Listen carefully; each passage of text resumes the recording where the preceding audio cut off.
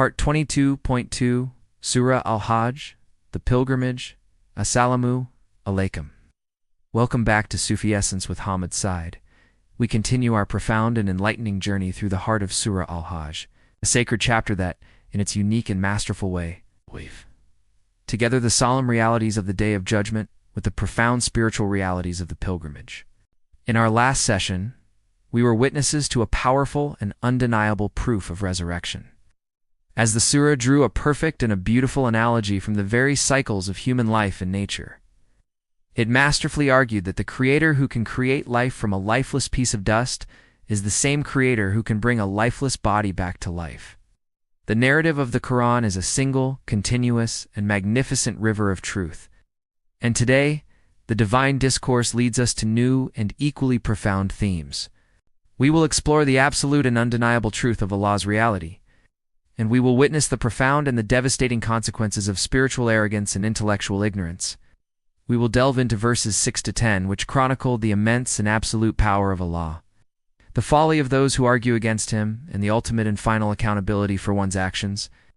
These verses are a timeless and unforgettable lesson in the fact that, while Allah is the ultimate source of all truth, human beings have the profound and the sobering choice to either accept that truth or to arrogantly argue against it at their own spiritual peril. Kanz al-Aman, Quran, Al-Hajj, the Pilgrimage. 22-6 verse 6. That is because Allah is the truth, and because He gives life to the dead, and because He is over all things capable. This verse is a powerful and definitive statement that provides a clear and profound reason for the certainty of resurrection that was alluded to in the previous verses. The verse begins with a foundational and all-encompassing statement. That is because Allah is the truth. The Arabic word al-Haq, for the truth. Here is one of the most profound and beautiful names of Allah. It implies a reality that is not merely an opinion or a belief, but is the ultimate, absolute, and undeniable reality of all existence. Every single truth in the cosmos, from the laws of physics to the spiritual truths of the human heart, is a perfect manifestation of Allah's name, Al-Haq. This verse is a powerful reminder that any worldview or any ideology that does not have Allah as its foundation is, by its very nature, built on falsehood and on illusion. The verse then continues by giving two profound and undeniable proofs of this reality. And because He gives life to the dead, and because He is over all things capable, the act of giving life to the dead is an undeniable and a miraculous act of divine power, an act that is a perfect and a beautiful proof of the Creator's absolute power to create and to recreate. The phrase, and because He is over all things capable, or Al-Kulli Shay'an Qadir, is a powerful and all-encompassing statement of Allah's absolute power. There is nothing that is beyond His capacity, and there is nothing that is beyond His will. The Sufi understands this as a lesson in spiritual certainty, that a heart that is truly connected to Allah is a heart that is filled with a profound and an unwavering certainty that the ultimate reality is Allah, that the only true path to salvation is through a complete and utter reliance on His power and His truth. Al-Hajj, the Pilgrimage. Al-Hajj, the Pilgrimage. 22-7 verse 7. And that the hour is coming, there is no doubt about it, Tand, that Allah will resurrect those in the graves. This verse is a direct and unequivocal answer to all of the doubts and all of the arguments of the disbelievers who denied the reality of the Day of Judgment. The verse begins with a clear and definitive statement. And that the hour is coming, there is no doubt about it. The Arabic word alsa, for the hour, refers to the day of resurrection, the ultimate and final reality of all existence. The phrase "there is no doubt about it," or el-rebafab, is a powerful and an absolute statement of divine truth. It is a statement that is meant to shatter all of the doubts and all of the illusions that human beings may have. It is a statement that is meant to instill a profound sense of spiritual wakefulness in the hearts of the believers, and to serve as a final and a definitive warning to the disbelievers. The verse then concludes with an equally powerful and a profound statement, and that Allah will resurrect those in the graves.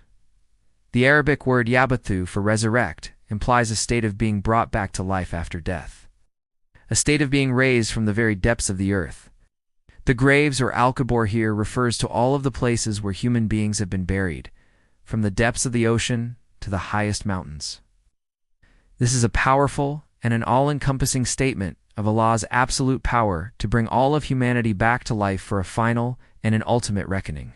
The Sufi understands this as a lesson in spiritual conviction, that a believer's faith should be so strong and so unwavering that it completely transcends all of the doubts and all of the arguments of the disbelievers, and that a heart that is filled with a profound and an unwavering conviction in the reality of the Day of Judgment is a heart that is a source of immense peace and immense security. Kanzel Aman Quran, Al-Hajj, the pilgrimage, 22-8 verse 8, and of the people is he who argues about Allah without knowledge or guidance or an enlightening book. This verse returns to the theme of spiritual arrogance and intellectual ignorance that was alluded to in a previous verse, but it adds an even more profound and an even more comprehensive description of the spiritual state of the disbelievers. The verse states, "And of the people is he who argues about Allah without knowledge or guidance or an enlightening book." The Arabic word yugadalu for argues implies a state of intellectual arrogance, a state of being so consumed with one's own ego that they would dare to argue about the ultimate truth. But this time, the verse adds three profound and beautiful descriptions of the spiritual resources that they lack. They argue without knowledge or ilm, which implies a state of having no real intellectual or spiritual basis for their arguments. They argue without guidance or hub, which implies a state of having no real spiritual direction or no real spiritual purpose. And they argue without an enlightening book or kitma more, which implies a state of having no real access to divine revelation or to a clear and a perfect source of truth. Their arguments are not born out of a sincere desire for truth, but out of a state of profound spiritual emptiness and a state of profound intellectual arrogance. The Sufi understands this as a lesson in the path to truth, that a heart that is truly seeking the truth will find its guidance not in its own intellect, but in a state of spiritual humility. In the guidance of the Creator and in the profound wisdom of the divine revelation, and that any other path is a path of profound spiritual error. Kanzel Aman, Quran, Al-Hajj, the pilgrimage, 22-9, verse 9. Twisting his side to lead others astray from the way of Allah. For him in this world is disgrace, and we will make him taste on the day of resurrection the punishment of the burning. This verse presents a stark and sobering description of the spiritual arrogance and the ultimate fate of those who argue against the truth of Allah. The verse begins with a profound and a beautiful spiritual metaphor. Twisting his side to lead others astray from the way of Allah, the Arabic phrase luwiyan itfa, 4. Twisting his side is a powerful and a profound description of a state of spiritual pride and arrogance. It is a metaphor for a person who, in their pride, turns their back on the truth and on those who are trying to guide them. It is a posture of profound spiritual arrogance. The purpose of this arrogance is clear: to lead others astray from the way of Allah. The Arabic word liodila for to lead astray implies a deliberate and a malicious act of spiritual corruption. This is not a mere act of disbelief, but an act of actively leading others away from the path of truth. The verse then declares the ultimate and the certain consequence of this choice. For him in this world is disgrace, and we will make him taste on the day of resurrection the punishment of the burning. This is a powerful and an undeniable statement of divine justice. A person who is in a state of spiritual arrogance will find that their arrogance will be a source of profound humiliation and disgrace in this world, and that their spiritual corruption will be a source of eternal torment in the next.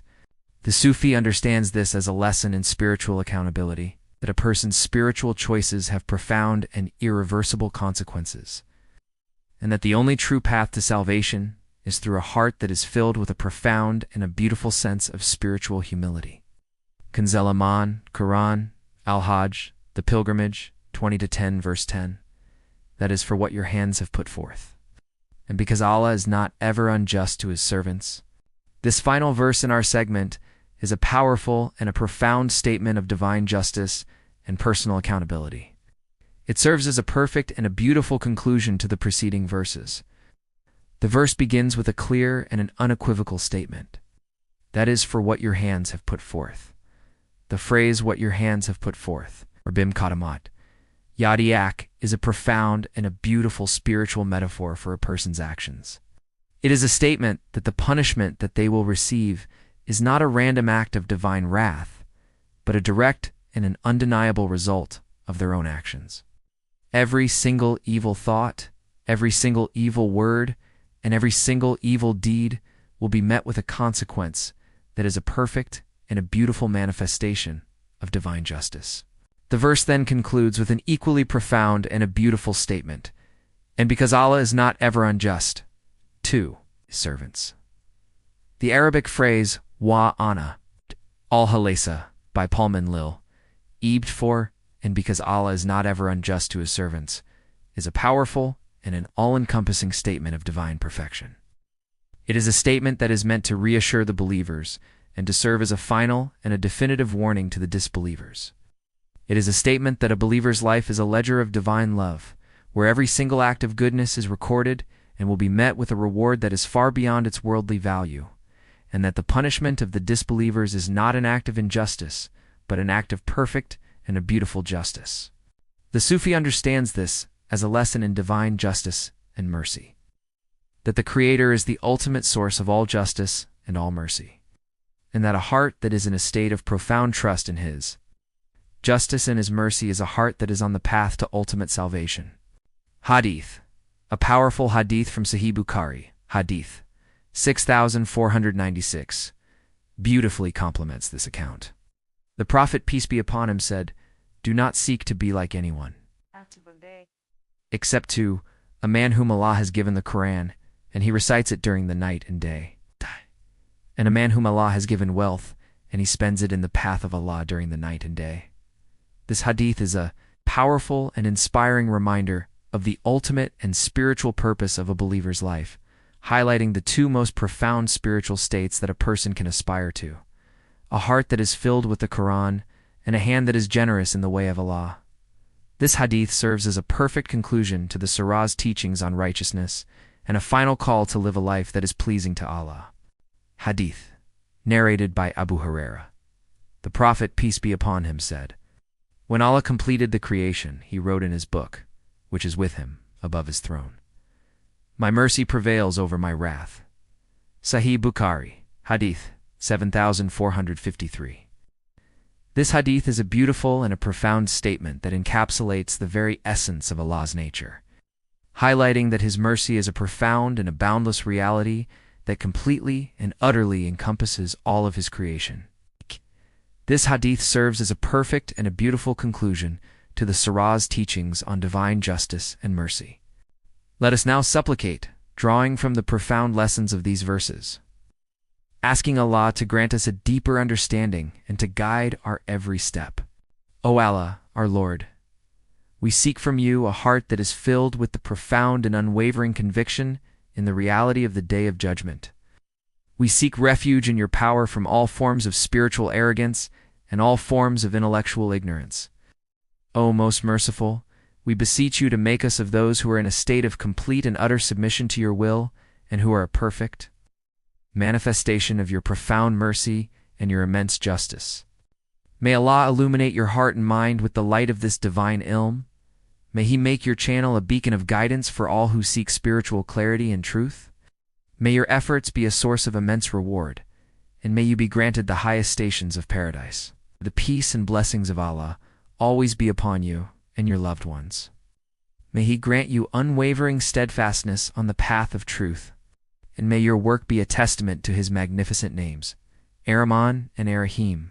Amin.